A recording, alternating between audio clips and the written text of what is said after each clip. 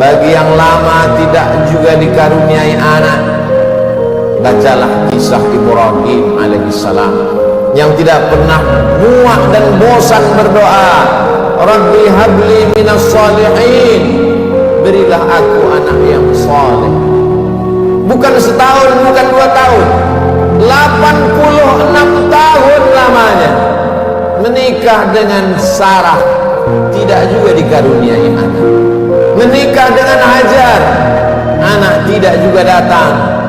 Mereka mengatakan istrinya mandul. Mereka katakan tangan mungkin punya anak, karena tulang sudah rapuh, kepala sudah diselimuti uban, mustahil punya anak. Tapi Allah ingin menunjukkan kuasanya. Bagi petang, siang dan malam dia berdoa, Rabbi habli minas salihin. Akhirnya Allah berikan anak. Bukan cuma istrinya yang muda itu yang melahirkan anak, istri yang dikatakan semua orang mengatakan tangan mungkin punya anak, mustahil punya anak. 13 tahun setelah kelahiran Ismail, Sarah mengandung, lahirlah Ishak. Ketika itu umur Nabi Ibrahim 99 tahun. Allah ingin menunjukkan kuasanya. Innama amruhu idza arada syai'an ay yaqula lahu kun fayakun. Setan berbisik, mengapa dia yang pacaran, dia yang berzina, sekali berhubungan kelamin langsung punya anak? Mengapa dia yang melakukan hubungan tidak halal, tidak ada akad, tidak ada saksi, tidak ada mahar, tidak ada izin orang tua, mengapa begitu mudah? Memang itulah kerja setan. Alladzi yuwaswisu fi sudurin nas la'atiyannahum min baini aydihim. Aku akan datang dari depan, wa min khalfihim, dari belakang, wa an aymanihim, dari kanan, wa an syama'ilihim, dari kiri. Memang begitulah kerja-kerja setan dari bentuk jin. Syayatinul jinni wal insi. Ada pula setan yang berbentuk manusia, yang kerjanya menghangat-hangatkan hati, memanaskan perasaan, sehingga mendidih bergejolak sampai pada mencaci maki Tuhan. Beristighfar, minta ampun kepada Allah. Bacalah kisah-kisah mereka, bagaimana susahnya Nabi Zakaria berdoa kepada Allah, Rabbi habli min ladunka dzurriyyatan thayyibah, berilah aku keturunan yang baik-baik ya Allah. Allah berikan keturunan yang baik. Anak itu bernama Yahya. Seorang perempuan lama tidak punya anak, namanya Hannah. Dia berdoa kepada Allah, Rabbi ya Allah, inni aku nazartu, bernazar, laka ma fi batni muharrarah. Kalau aku punya anak, kalau aku bisa mengandung, anakku ini akan kujadikan muharrarah, khalisan li khidmati Baitul Maqdis. Dia tidak akan menjadi petani, dia tidak kusuruh bercocok tanam, dia tidak akan mencari ikan di tengah laut menjadi nelayan, dia tidak akan menjadi pegawai kerajaan. Dia hanya akan aku jadikan muharrarah, menjadi pelayan Baitul Maqdis. Hidupnya hanya akan menjadi pelayan rumahmu ya Allah. Dia tidak ada kerja lain. Kuwakafkan anakku ini untukmu ya Allah. Fataqabbalaha rabbuha. Allah kabulkan doanya biqabulin hasanin wa anbataha nabatan hasana. Anak itu tumbuh dengan pertumbuhan yang baik. Wa inni sammaituha Maryam. Anak itu aku beri nama Maryam. Wa inni u'idzuha bika wa dzurriyyataha.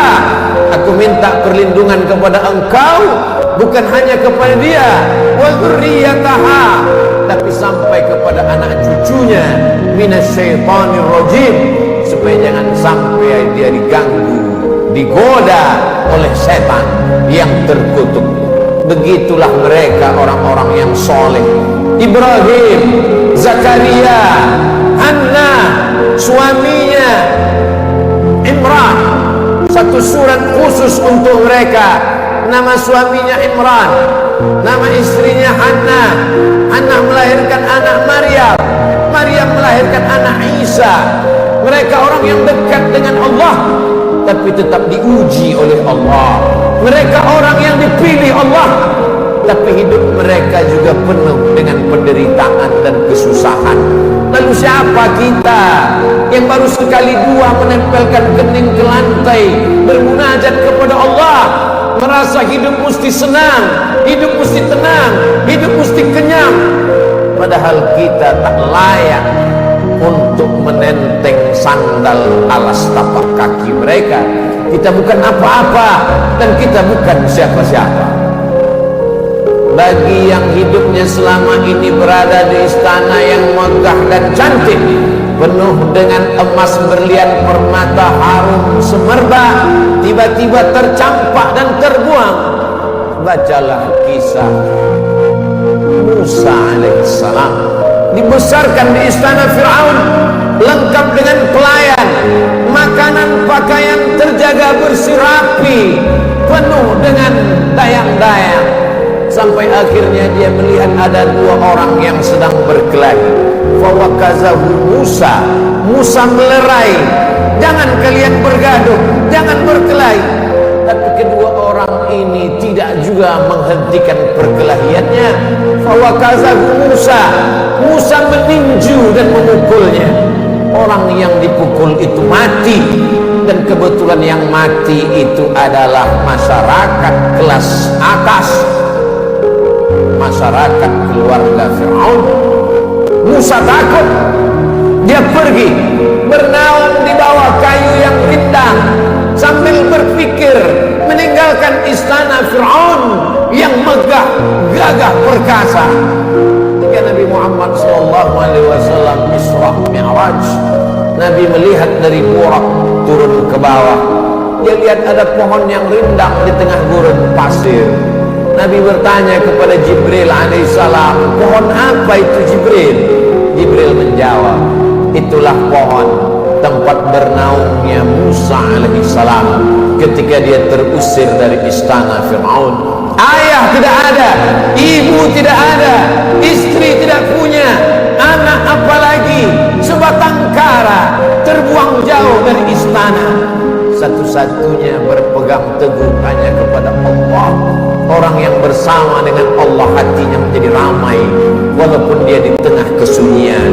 Orang bersama dengan Allah dia bahagia walaupun dia dalam kesusahan dan penderitaan. Orang yang bersama dengan Allah tak pernah putus asa. Bersama dengan harta akan binasa, bersama dengan kemegahan, kemuliaan, jabatan akan berakhir. Bersama dengan dia, siapa dia? Al-Hayyu Maha Hidup. Bersama dengan dia, siapa dia? La ta'khudhuhu sinatun wala naum. Dia yang tak mengantuk dan tidak tidur. Ternyata itu hanya skenario Allah. Allah ingin melepaskan Musa dari gungkungan harta benda, dari cengkraman kekuasaan Fir'aun terlaknat. Allah ingin mempertemukan Musa dengan guru yang bijaksana, Syuaib namanya. Dari kejauhan Musa melihat orang ramai. Ternyata mereka ngantri untuk mengambil air di sebuah sumur tua yang pintunya tertutup batu yang besar.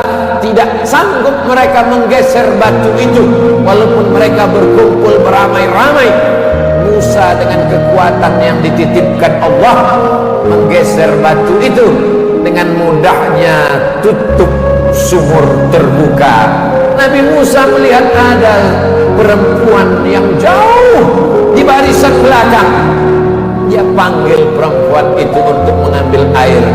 Ternyata perempuan itu membalas budi Musa.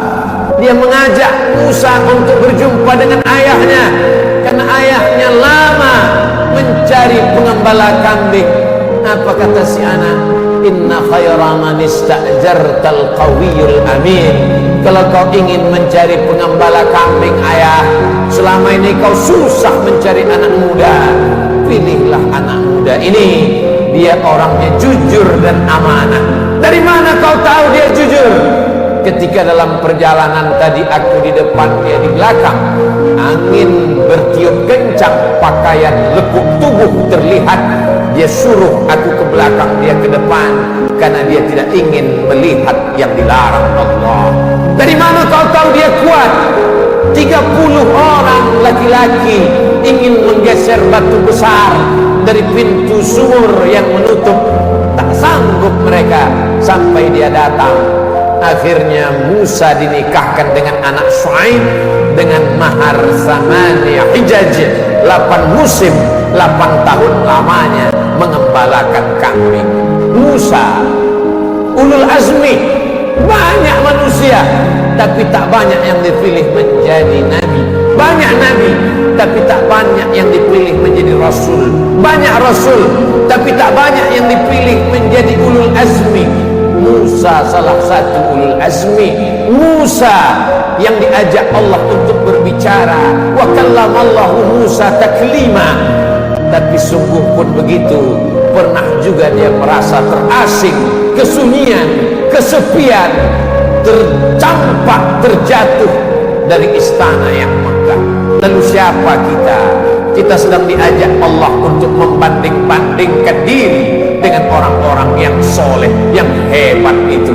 Engkau yang ditugaskan untuk menjadi guru agama, menjadi juru dakwah di tempat yang jauh, di tengah hutan belantara, melewati air gelombang pasang, melewati sungai, melewati batu karang yang tajam, sampai di tempat tujuan tidak disambut dengan tala'al badru alaina. Kau tak disambut dengan marhaban, kau tak disambut dengan permadani merah, kau tak disambut dengan sukacita, dicaci maki, diejek.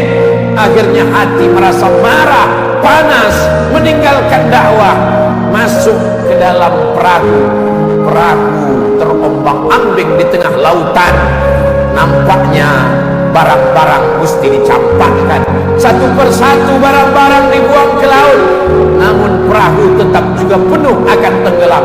Mau tidak mau, suka tidak suka, penumpang mesti diundi. Dan undian itu jatuh ke tanganmu 3 kali. Kalau sudah 3 kali tak ada pilihan, kau mesti dicampakkan ke tengah laut. Mulut ikan Nun sudah siap menganga menelan, berada dalam 3 kegelapan. Gelap malam, gelap lautan, gelap perut ikan. Ada kalanya kita merasakan kegelapan, hutang keliling pinggang, satu pun tak ada yang suka. Kawan menjadi lawan, keluarga menjadi musuh. Apa yang dapat kau ucapkan? Itu yang dirasakan oleh Nabi Yunus alaihi salam. Dia hanya berucap dengan mulutnya, la ilaha illa anta subhanaka inni kuntu minadh dhalimin. La ilaha illa anta, tiada Tuhan selain engkau. Subhanaka, maha suci engkau. Aku yang kotor, aku yang hitam, aku yang kelam, aku yang bergelimang dosa. Inni kuntu minadh dhalimin. Aku sudah zalim, aku sudah aniaya, aku sudah buat dosa. Apa yang dilakukan Allah? Ikan itu memuntahkan isi perutnya. Lalu kemudian Nabi Yunus terdampar di tepi pantai. Ditumbuhkan Allah yaktin, labu. Dia makan labu. Hari ini ahli medis, para pakar gizi menganjurkan orang yang sakit untuk memakan buah labu, makanan yang baik untuk penyembuh orang yang dalam keadaan sakit. Ternyata Allah tahu apa yang ada dalam hatimu. Siapakah engkau bila dibandingkan dengan Nabi yang dipilih Allah? Ada kalanya engkau terjatuh, masuk ke dalam lautan. Lautanmu bukan lautan Nabi Yunus, perut ikanmu bukan perut ikan Nabi Yunus, gelapmu bukan gelap Nabi Yunus. Tapi kesulitan-kesulitan hidup yang datang silih berganti, tak ada yang dapat kau lakukan kecuali berkata, la ilaha illa anta subhanaka inni kuntu minadh dhalimin. Ada orang-orang yang mengajak engkau untuk berargumentasi, untuk berlaga, tapi bukan dengan otot. Mereka mengajak engkau berkelahi, berdebat dengan otak. Otakmu cerdas, IQ-mu hebat, IP-mu tinggi, sarjana, S1, S2 dan S3, kau akan menang melawan mereka. Mereka bertanya, "A'anta fa'alta hadza bi alihatina?" Kaukah yang sudah menghancurkan berhala-berhala kami? Kaukah yang sudah meluluh lantakkan sembahan-sembahan kami? Dengan ringan dia menjawab, "Bal fa'alahu kabiruhum hadza." Bukan aku yang menghancurkannya. Yang menghancurkan berhala ini, patung-patung ini adalah patung yang paling besar. Lihat dari lehernya ada kampak. Dialah yang sudah menghancurkan. Ternyata orang-orang yang hebat berargumentasi itu, ketika dia kalah, dia tidak pakai otaknya, tapi yang dia pakai ototnya, yang dia pakai tenaganya, yang dia pakai kekuasaannya, yang dia pakai jabatannya. Kumpulkan semua kayu-kayu, bakar. Mereka membakar Nabi Ibrahim karena kalah berdebat dengan otak. Mereka pakai otot, jabatan, kekuasaan, tenaganya mereka pakai. Bakar, harriquhu, bakar dia. Tidak ada tempat berserah diri kecuali Allah. Nabi Ibrahim hanya meminta, bermohon kepada Allah. Apa yang dikatakan Allah, apa yang dikirimkan Allah. Allah tidak kirim tayran ababil. Allah hanya berkata, "Ya nar, wahai api, kuni bardan, sejuklah, wasalaman, selamatlah ala Ibrahim." Api itu redup, api itu yang selama ini membakar, menghanguskan, meluluh lantakkan, membinasakan. Tapi kali itu Ibrahim keluar dari api unggun dalam keadaan salaman ala Ibrahim, selamat untuk Ibrahim. Ibrahim kita ucapkan bukan sekedar pemanis bibir di ujung lidah. Ibrahim kita sebut kama sallaita ala Ibrahim wa ala ali Ibrahim, kama barakta ala Ibrahim wa ala ali Ibrahim. Kalau anakmu mati, ternakmu mati, kebunmu kering kerontang, segala penghasilanmu hilang, tak cukup sampai di situ, penyakit pun datang, orang-orang menjauh. Bacalah kisah Nabi Ayub alaihissalam. Adakah Nabi Ayub berkeluh kesah? Adakah Nabi Ayub berkata, "Aku ini Nabi, kenapa anakku mati? Aku ini Rasul, kenapa ternakku mati? Kenapa kering kerontang?" Dia hanya berkata, "Rabbi, ya Allah, anni massaniya dur." Aku kena penyakit ya Allah. Wa anta arhamur rahimin. Engkau maha penyayang di antara yang sayang. Tidak ada Nabi Ayub berkata sehatkan aku. Nabi Ayub tak minta sembuhkan aku. Dia hanya berkata anni massaniya dur. Aku kena penyakit ya Allah. Wa anta arhamur rahimin. Engkau maha penyayang di antara yang sayang. Dia malu meminta kepada Allah. Dia malu berkeluh kesah kepada Allah. Dia malu. Malu adalah satu cabang dari iman. Malu kepada manusia biasa, malu kepada malaikat biasa, tapi ini malu berkeluh kesah kepada Allah, malu meminta kepada Allah. Itulah akhlak para nabi. Faqsusil qasasa, ceritakan kisah-kisah itu, la'allahum yatafakkarun, mudah-mudahan mereka berfikir. Kembali kepada Al-Quran, baca Al-Quran, baca terjemah, baca kisahnya, menyejukkan hati, menenangkan jiwa. Barakallahu li wa lakum fil Qur'anil azim.